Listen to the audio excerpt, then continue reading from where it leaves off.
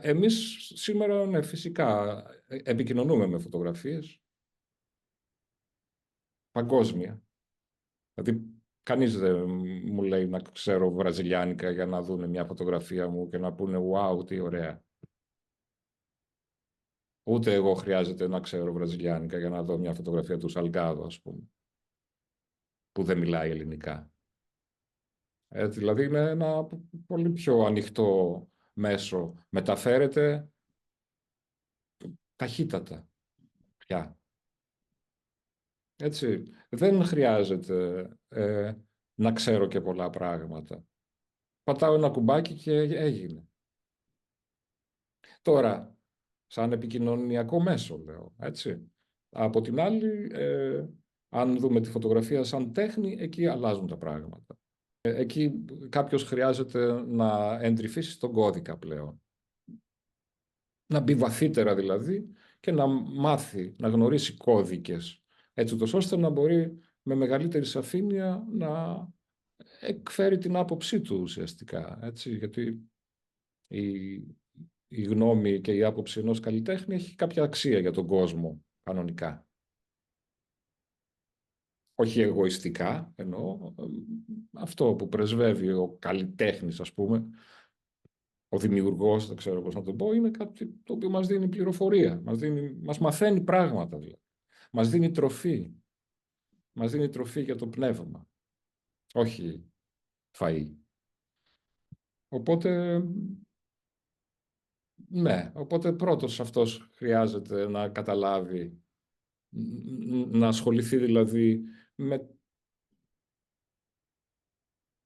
με το μέσο, με αυτό που απαιτεί το μέσο. Τι κάνει, πλάθει με το φως. Αυτό κάνει. Τώρα τι πλάθει, μπορεί να πλάθει μορφές, μπορεί να πλάθει ιστορίες, μπορεί να πλάθει πολλά πράγματα από ό,τι έχετε δει. Είναι πολύ ανοιχτή δυνατότητα η φωτογραφική. Και μπορεί κάποιος, ανάλογα με τη δική του θέληση, να καλλιεργηθεί όσο αντέχει και όσο χρειάζεται. Γιατί είναι θέμα καλλιέργειας. Αν εγώ θέλω να καλλιεργηθώ, αν εμένα με ενδιαφέρει η τέχνη και θέλω να καλλιεργηθώ, θα πάω προς τα εκεί και θα μάθω κάτι παραπάνω. Και κάτι παραπάνω. Θα πάρω περισσότερες πληροφορίες δηλαδή. Αυτές τις πληροφορίες θα τις αξιοποιήσω στο έργο μου φυσικά. Θα έχω μια βαθύτερη κατανόηση. Άρα θα είμαι και πιο σαφής σε σχέση με αυτό το οποίο παρουσιάζω. Αυτά είναι πολύ σημαντικά πράγματα.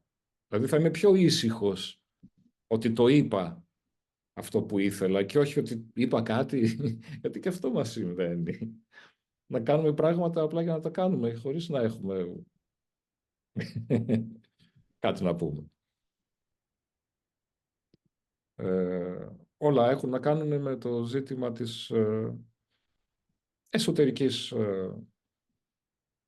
αναζήτησης. Βασικά, αυτό που ψάχνω το βρίσκω, αν το βρίσκω είναι τέλεια.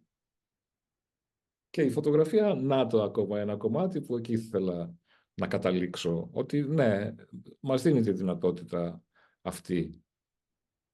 Όχι ότι μας δίνει τη φώτιση, δεν λέω ότι κάτι τέτοιο, αλλά λέω μας δίνει τη δυνατότητα όντως να ενδοσκοπήσουμε τον εαυτό μας.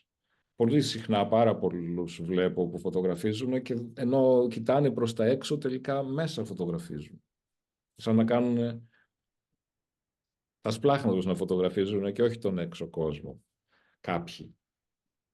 Έτσι, αλλά θα μπορούμε κάποια επόμενη φορά να δούμε κάποια τέτοια παραδείγματα.